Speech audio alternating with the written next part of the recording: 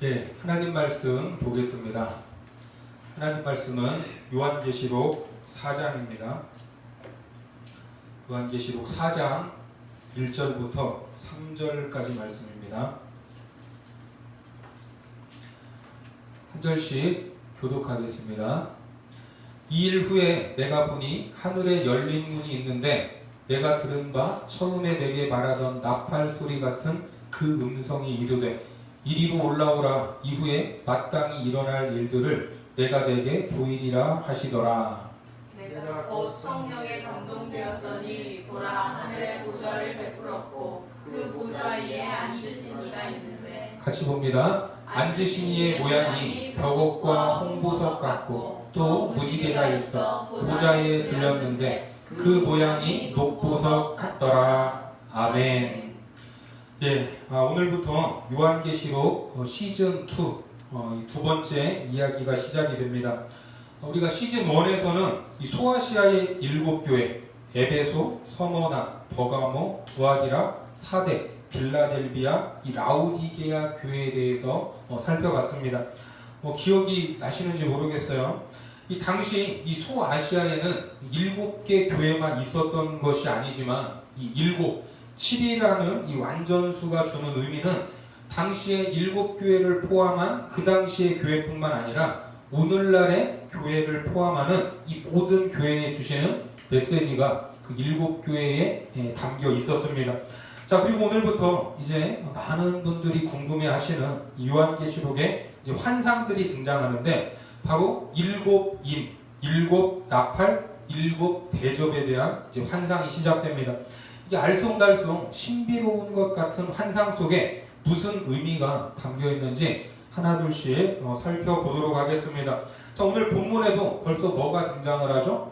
벽옥, 홍보석, 녹보석들이 나옵니다. 이 반짝거리는 보석들, 그 보석들이 나오고 또 하늘에 문이 열렸다고 하고 또 무지개도 보입니다. 자, 이것이 이 하늘 보좌의 모습인데 이제 요한계시록 다운 그런 분위기가 연출이 되고 있습니다. 그리고 이제 오늘부터 이제 시작되는 이 계시록 이 4장부터가 계시록의 큰 네 덩어리, 이 네 덩어리 중에 두 번째 덩어리가 시작되는 부분입니다. 이미 이제 첫 부분, 이 서론을 한 지가 오래돼서 우리가 다시 한번 이제 기억해야 될 것은 이 요한계시록의 구조를 파악하는 열쇠, 이 파악하는 열쇠가 되는 말씀이 뭐냐면 한번 따라해 보세요. 성령에 감동되어. 성령에 감동되어. 예, 성령에 감동되어라는 말입니다. 이게 헬라어 원어로는 푸뉴마티라는 말인데 이 말이 요한계시록 전체의 이 본론 부분에 4번 등장을 합니다. 자, 처음에 어디에 나왔었냐면 1장 10절에 나왔어요. 1장 10절에 보면 주의 날에 내가 성령에 감동되어 내 뒤에서 나는 나팔 소리 같은 큰 음성을 들으니. 자, 그리고 20절 같이 보겠습니다. 시작. 네가 본 것은 내 오른손에 7별의 비밀과 금촛대라. 7별은 7교회의 사자요 7촛대는 7교회니라. 그렇습니다. 처음에 사도 요한이 봤던 환상이 7촛대 환상이었어요. 자, 7촛대가 무엇을 상징한다고요? 7교회니라 하죠. 그래서 7교회를 상징하는 것으로 우리가 계시록의 첫 번째 이야기, 이 시즌 1을 통해 7교회에 주신 메시지를 봤습니다. 자, 이런 7교회에 대한 환상이 3장까지 왔어요. 3장까지 이어졌고 이제 오늘 본문이 시작되는 이 4장부터 두 번째로 이어지는 환상인데, 자, 오늘 본문 2절에 보면 내가 곧 성령에 감동되었더니 보라, 하늘의 보좌를 베풀었고 그 보좌 위에 앉으신 이가 있는데, 자, 여기에도 무슨 말이 나와요? 성령에 감동되었다는 말이 나옵니다.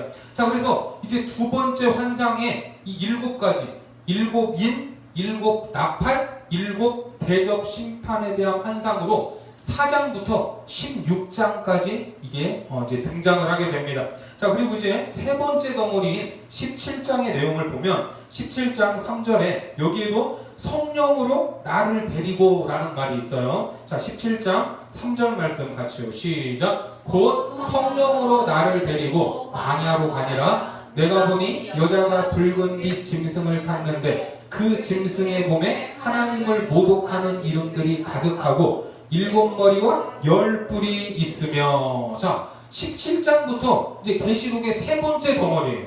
이 세 번째 환상은 큰 성 바벨론에 대한 것으로 17장부터 21장까지 이제 나옵니다. 그리고 마지막 네 번째 환상은 거룩한 성 새 예루살렘에 대한 환상으로 21장부터 본론의 마지막인 22장 5절까지 나와요. 자, 21장 10절 같이요. 시작. 성령으로 나를 데리고 크고 높은 산으로 올라가 하나님께로부터 하늘에서 내려오는 거룩한 성 예루살렘을 보이니. 자, 사도 요한은 이렇게 해서 성령 안에서 모두 몇 가지의 환상을 봤어요? 네 덩어리의 큰 환상을 보고 기록을 했습니다.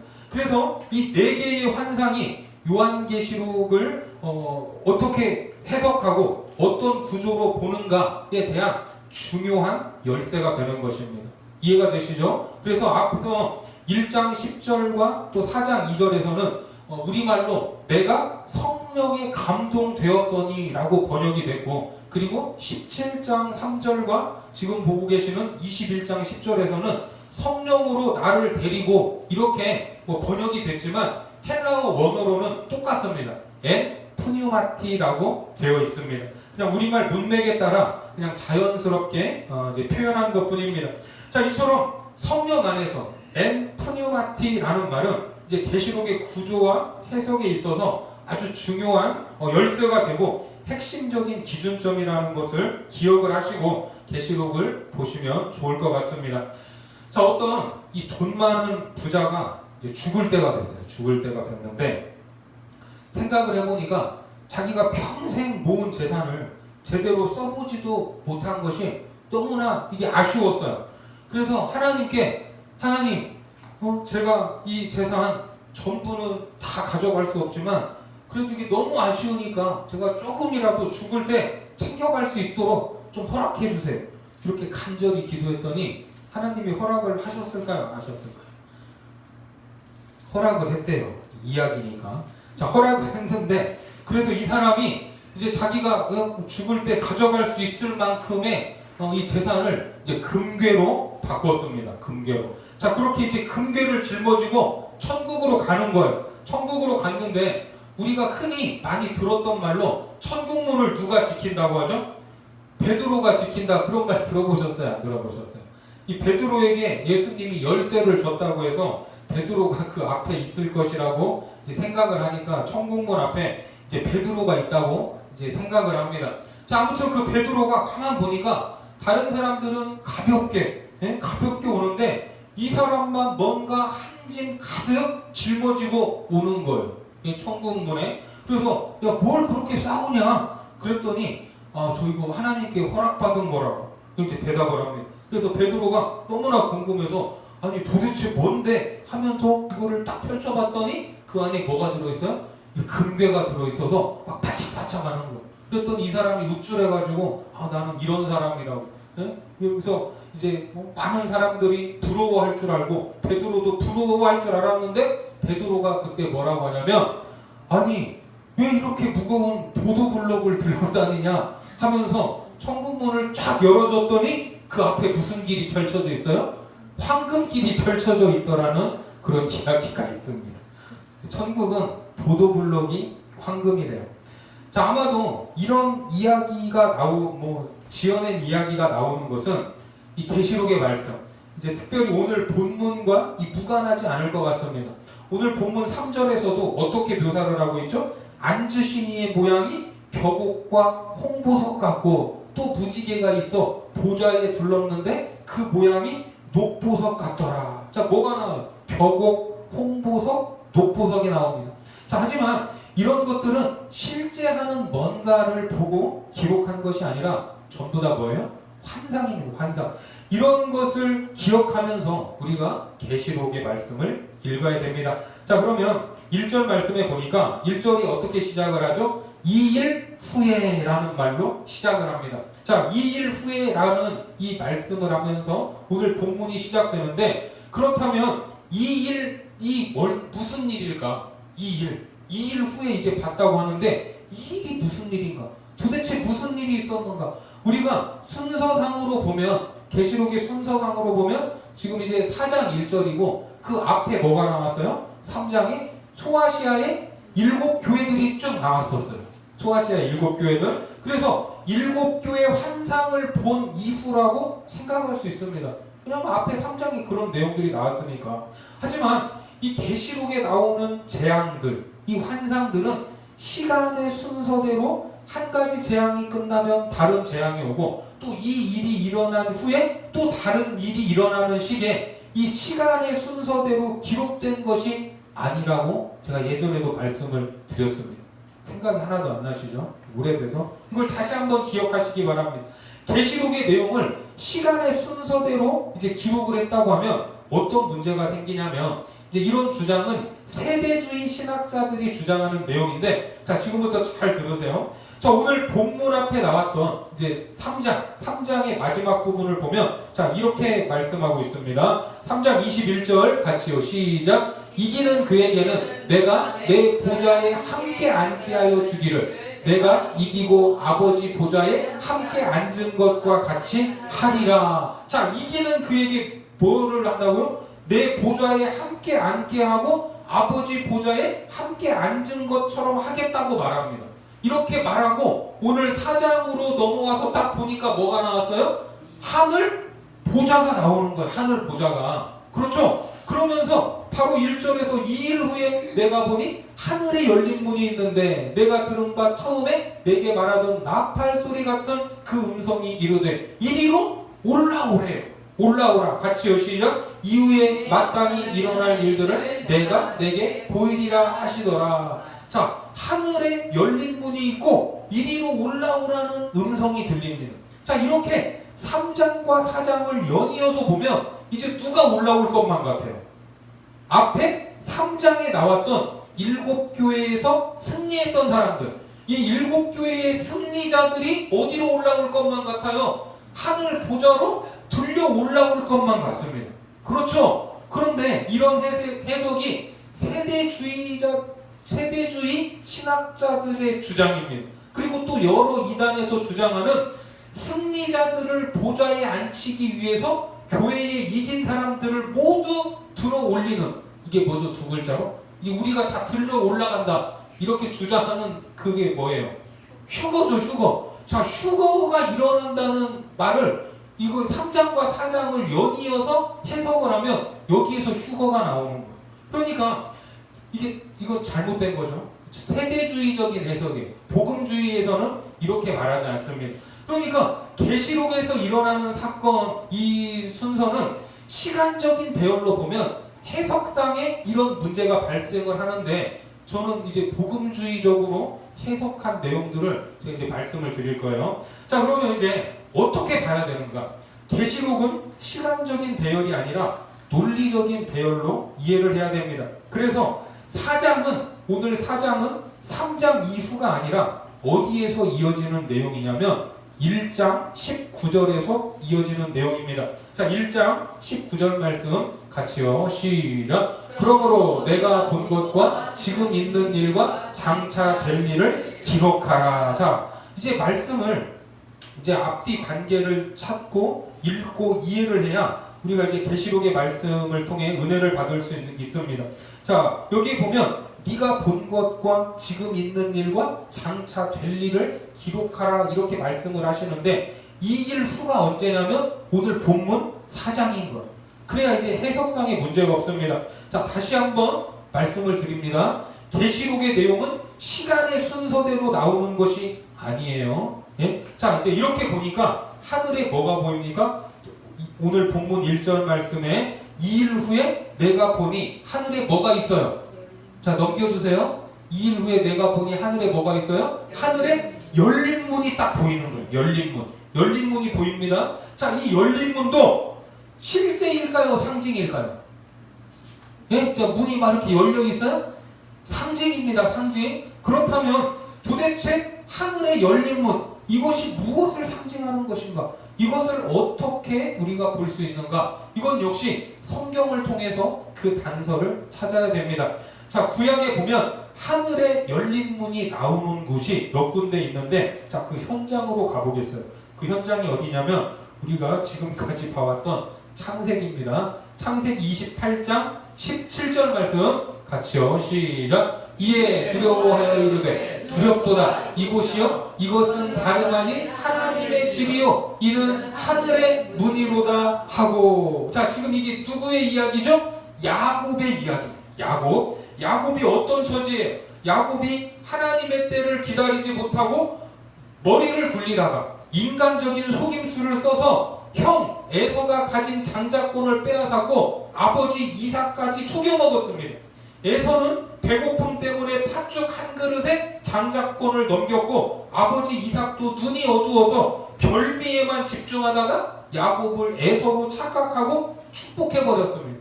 이제 취소할 수도 없고 돌이킬 수도 없는 일이 벌어져서 집안 분위기가 이제 형제들끼리 살인나게 생겼어요. 둘 중 하나가 없어져야 피를 보지 않으니까 이삭의 아내 리브가가 이 분위기를 간파하고 야곱을 자기 오빠 집으로 피신시키게 됩니다. 기억나시죠? 자, 야곱이 그렇게 이제 삼촌 집으로 보내지는데 난생 처음 혼자가 되어서 멀고 먼 외삼촌 집으로 가다가 길에서 노숙자처럼 지쳐 잠들게 됩니다. 그러다가 꿈속에서 뭘 봐요? 하늘에서 사닥다리가 내려와서 하나님의 사자들이 오르락 내리락 하는 것을 보게 됩니다. 자, 28장 12절 말씀 같이요. 시작. 꿈에 본즉 사닥다리가 땅 위에 서 있는데 그 꼭대기가 하늘에 닿았고 또 본즉 하나님의 사자들이 그 위에서 오르락 내리락 하고. 자, 그리고 야곱이 잠에서 깨어 이런 고백을 합니다.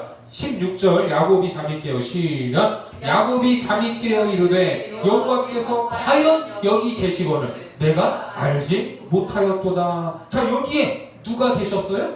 여호와께서 자기와 함께 계셨습니다. 그래서 여기가 어디예요? 하나님의 집이요 하늘의 문이다 이렇게 말한 것입니다. 그러니까 이 고백은 하늘의 문이 실제로 뭐 열렸다 닫혔다 한다는 것이 아니라 하나님의 집과 하늘의 문이라는 표현을 통해서 무엇을 설명하는 거예요? 하나님께서 임재하신 상태를 표현하는 것입니다. 도망가는 야곱에게 하나님이 친히 찾아오셔서 야곱의 인생의 처음으로 무엇을 경험한 거예요? 하나님의 임재를 경험한 사건입니다. 그래서 이곳이 루스였는데 이름이 뭘로 바뀌죠? 베델. 하나님의 집이라는 뜻으로 바뀌게 됩니다. 그래서 이 하늘문은 열고 닫는 문이 있다는 것이 아니고 하나님께서 임재하신 상태를 하늘문이다 이렇게 표현하는 거예요. 우리 오늘 불렀던 찬양에도 하늘문이 많이 나왔잖아요. 그게 하나님의 임재를 그렇게 표현을 하는 거예요. 자, 이와 비슷한 내용이 이사야서에도 등장을 합니다. 자, 이사야 6장 1절부터 5절까지 말씀 저하고 한 절씩 교독하겠습니다. 이사야. 우시야 왕이 죽던 해에 내가 본즉 주께서 높이 들린 보좌에 앉으셨는데, 자, 하늘 보좌가 보인 거죠. 그의 옷자락은 성전에 가득하였고 스랍들이 모시고 섰는데 각기 6날개가 있어 그 둘로는 자기의 얼굴을 가리었고 그 둘로는 자기의 발을 가리었고 그 둘로는 날며 서로 불러 이르되 거룩하다 거룩하다 거룩하다 만군의 여호와여 그의 영광이 온 땅에 충만하도다 하더라. 이같이 화답하는 자의 소리로 말미암아 문바닥의 터가 요동하며 성전의 연기가 충만하지라. 자, 5절 같이요. 그때에 내가 말하되 화로다 나여 망하게 되었도다. 나는 입술이 부정한 사람이요 나는 입술이 부정한 백성 중에 거주하면서 만군의 여호와이신 왕을 배웠음이로다 하였더라. 자, 성경은 이제 하나님의 말씀이지만 이것이 누구의 언어로 기록되어 있어요? 인간의 언어와 글로 기록되어 있기 때문에 문학적인 형식으로 구분이 됩니다. 그래서 요한계시록을 포함해서 에스겔서와 같은 이 성경 말씀을 이 어떤 문학이라고 하냐면 따라해보세요. 묵시문학. 예, 묵시문학이라고 해요. 자, 전에도 이 묵시문학이라는 말씀을 드렸는데 이제 우리가 다시 배워가시면 돼요. 자, 이런 묵시문학은 언제나 두 가지 메시지를 담고 있는데 그건 어떤 내용이냐면 구원의 역사와 종말의 사건을 그림 언어로 담아내는 문학적인 특징입니다. 그게 묵시문학이에요. 그림 언어. 예? 그래서 무슨 연기가 가득 찼다.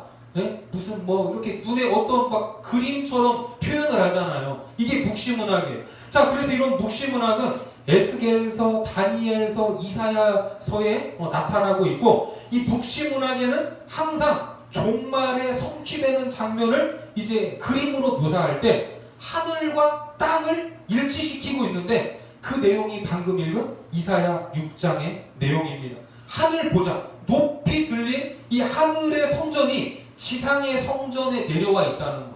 그래서 영광이 가득하다 이렇게 표현을 합니다. 하늘 성전에 하나님이 지상 성전의 영광과 충만으로 가득 차 있는 것입니다. 자, 이것을 오늘 우리의 언어로 표현을 하면 뭐라고 말한다고요? 하나님이 임재하셨다 이렇게 표현을 하는 겁니다. 하늘 성전과 땅의 성전이 일치되는 순간 이러한 임재를 우리는 언제 경험하게 됩니까? 예배를 통해서 이러한 임재를 경험한다는 것을 믿으시기 바랍니다. 그래서 예배가 어마어마한 시간인 거예요. 그냥 때가 되면 오고 가는 그런 시간이 아니라는 것입니다. 하늘 성전과 땅의 성전이 하나가 되는 영광스러운 하나님의 임재가 있고 하나님의 형언할 수 없는 은혜가 부어지는 시간, 그 시간이 바로 예배인 줄 믿습니다. 자, 그래서 이러한 하나님의 임재가 있을 때, 하나님의 은혜가 부어질 때 우리는 무엇을 보게 되냐면 나 자신의 모습을 보게 돼요. 나 자신의 진정한 모습을 보게 됩니다. 자, 오늘 이사야서 5장에도 그때 뭐라고 말했어요? 그때 내가 말하되 화로다 나여 어떻게 된다고요? 망하게 되었대요. 망하게. 자기 자신의 모습을 바로 본 겁니다. 내가 얼마나 부정하고 얼마나 죄악된 존재인가를 하나님의 임재를 통해서 보게 되는 거예요. 자, 이렇게 열려진 하늘의 사건이 신약에도 등장을 합니다.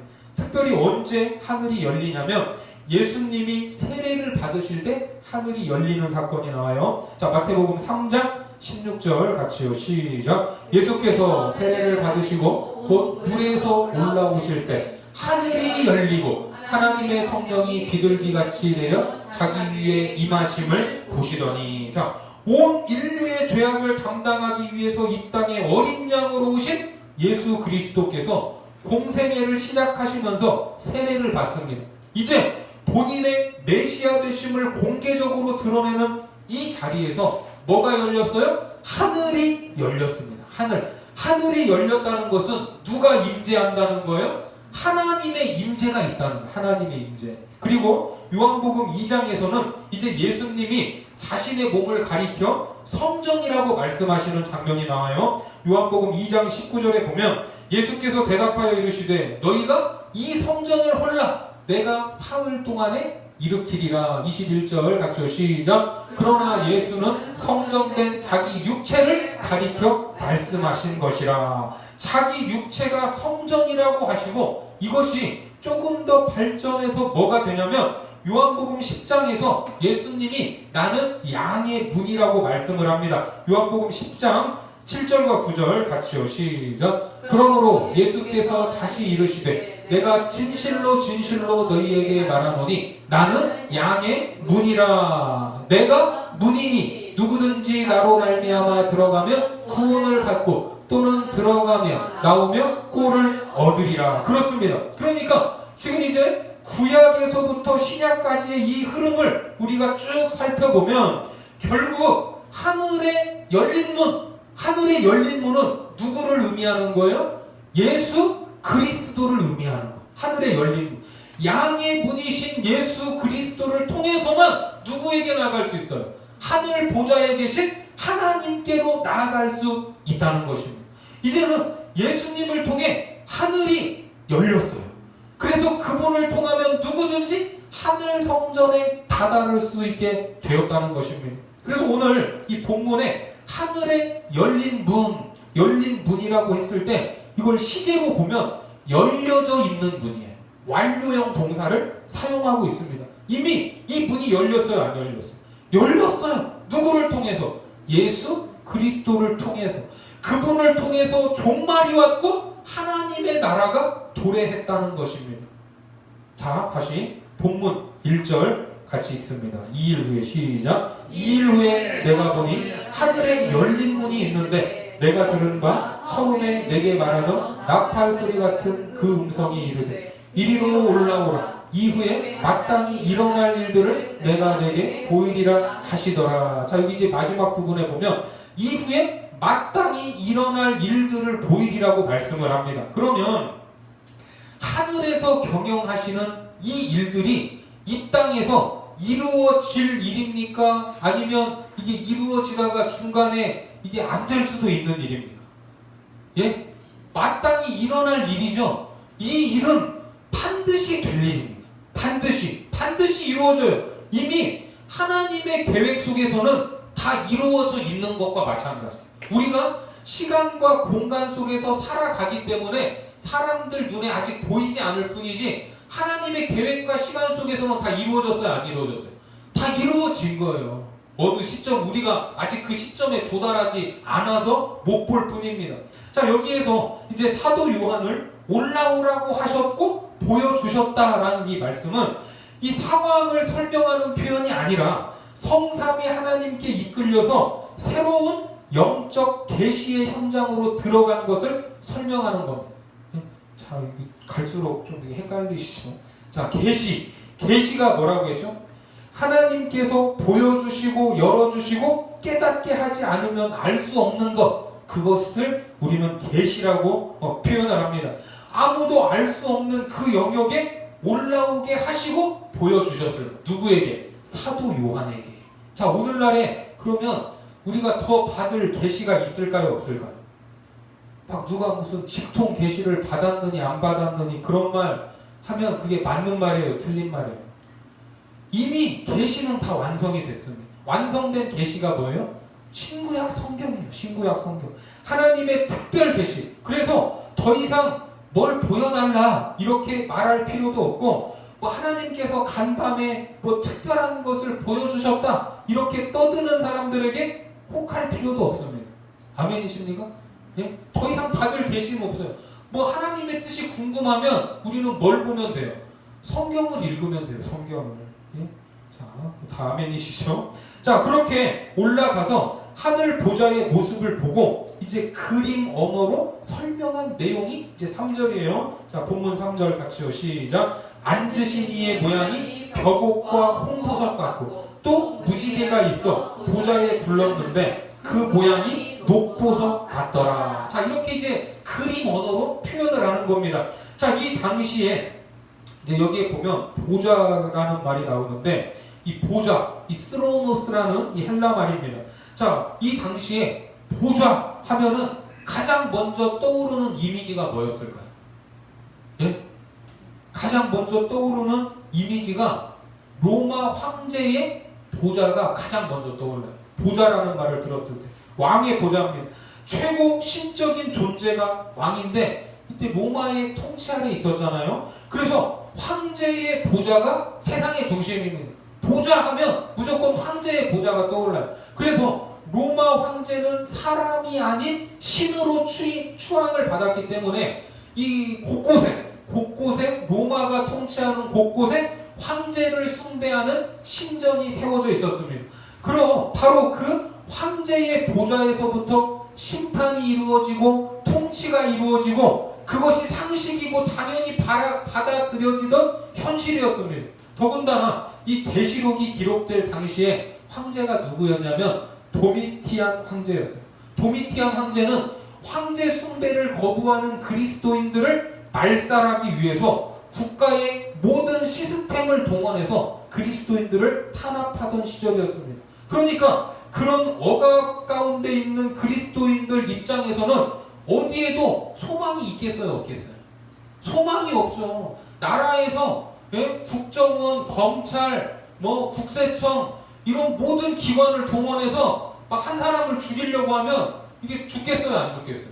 죽죠. 국가 권력에 의해서. 바로 그런 시절이었습니다. 그리스도인들이. 그러니까 어디를 봐도 소망이 보이지 않았어요.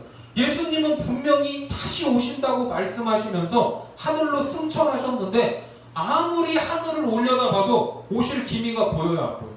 안 보여요.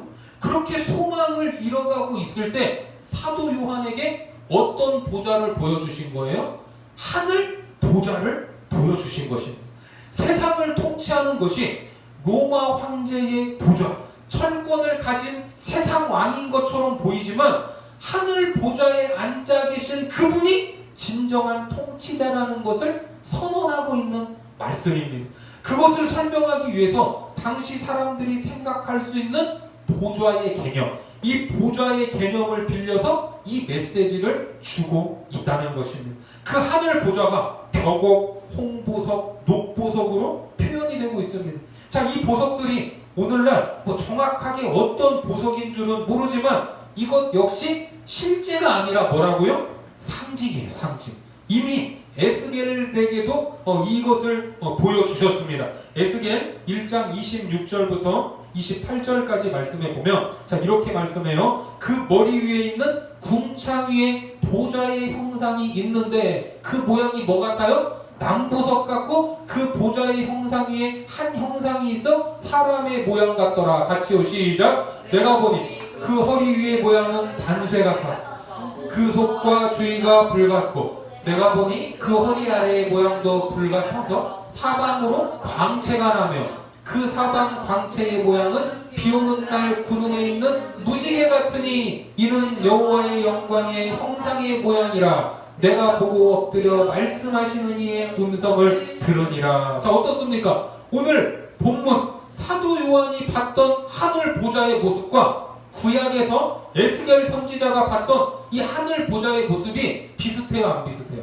비슷하게 묘사가 되고 있습니다. 이미 보여주셨어요. 특히 여기에 나와 있는 보좌에 둘러있는 무지개. 자, 무지개를 주목할 필요가 있는데 하나님의 영광스러운 광채를 표현할 때 사용되고 있습니다. 자, 무지개 하면 우리가 성경 안에서 무지개 하면 가장 먼저 떠오르는 게 무슨 사건이에요? 그렇죠. 노아 홍수 사건이죠. 창세기 9장 12절에 보면 하나님이 이르시되 내가 나와 너와 및 너희와 함께하는 모든 생물 사이에 대대로 영원히 세우는 언약의 증거는 이것이라. 13절 같이요, 시작. 내가 내 무지개를 구름 속에 두었나니 이것이 나와 세상 사이의 언약의 증거니라. 자, 무지개는 노아 홍수 이후에 피조 세계의 보존을 약속하시는 모든 생물을 포함한 노아와의 언약의 표시로 주어지는데 무지개를 보면서 무슨 생각을 했겠어요? 노아의 가족들이 희망하고 바라보는 이 세상의 모든 것들을 물로 모조리 심판하신 후에 새롭게 다시 여실 새 창조에 대한 확신을 갖게 하는 역할을 뭐가 해요? 무지개가 하는 거예요. 무지개. 이 세상을 다시 물로 쓸겠다, 안 쓸겠다? 안 쓸겠다. 아, 이제 앞으로 하나님이 새롭게 이 땅을 창조해 가시겠구나 하는 확신을 갖게 하는 그러한 도구가 무지개입니다. 언약의 증표가. 그래서 하늘 보좌에 앉으신 그분이 결국 이 세상을 심판하시고 새로운 세계, 이제 무엇을 지으세요? 새 하늘과 새 땅을 열 것이라는 이제 그 하나의 표시로 지금 무지개가 등장하고 있습니다. 결국 지금은 세상의 왕, 눈에 보이는 것 어떤 왕이에요? 로마의 황제, 세상의 권력, 이 세상 가치관이 왕노릇하고 천하를 호령하고 있지만 그것만 바라보고 있으면 좌절할 수밖에 없고 소망이 없고 실망할 수밖에 없지만 무엇을 보라는 거예요? 믿음의 눈을 들어서 하늘을 보면 거기에 누가 계신 거예요? 하늘 보좌에 계신 만군의 여호와 하나님이 거기에 앉아 계시다는 것입니다.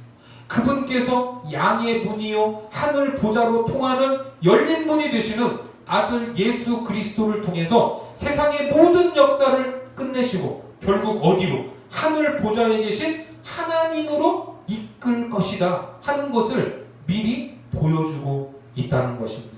지금은 힘들고 어렵고 캄캄해서 불확실한 세상을 매일매일 살아가고 있지만 결국 모두 하나님 중심으로 회복되어지고 그분께 귀속될 것이다. 마지막 종말의 비전을 이 계시록의 말씀을 통해 보여주는 것입니다. 그래서 당시에 지치고 힘겨워하는 성도들에게 그 보좌로부터 모든 힘이 나온다는 것을 깨닫게 하시는 거예요. 그러니까 이 보좌는 우리의 삶 가운데 별개의 것, 하늘에 있는 다른 나라의 이야기가 아니라 우리가 살아가는 일상 속에서도 우리 가운데에 임하는, 우리의 삶에 임재하는 능력의 보좌가 되어야 합니다. 그래서 날마다 우리의 삶에 주님의 임재를 경험하고 그 임재 가운데에서 나오는 새 힘으로 우리는 살아가는 존재다 하는 것을 믿으시기 바랍니다. 그래서 오늘도 그 하늘 보좌를 믿음으로 바라보면서 우리들의 나그네 인생길, 비록 힘겹고 고통스러운 삶일지라도 오늘 하늘의 열린 문을 통해 바라본 하늘 보좌로부터 새로운 능력을 힘입어 이 한 주도 승리하고 이기는 복된 백성들 되기를 주님의 이름으로 축복합니다. 기도하겠습니다.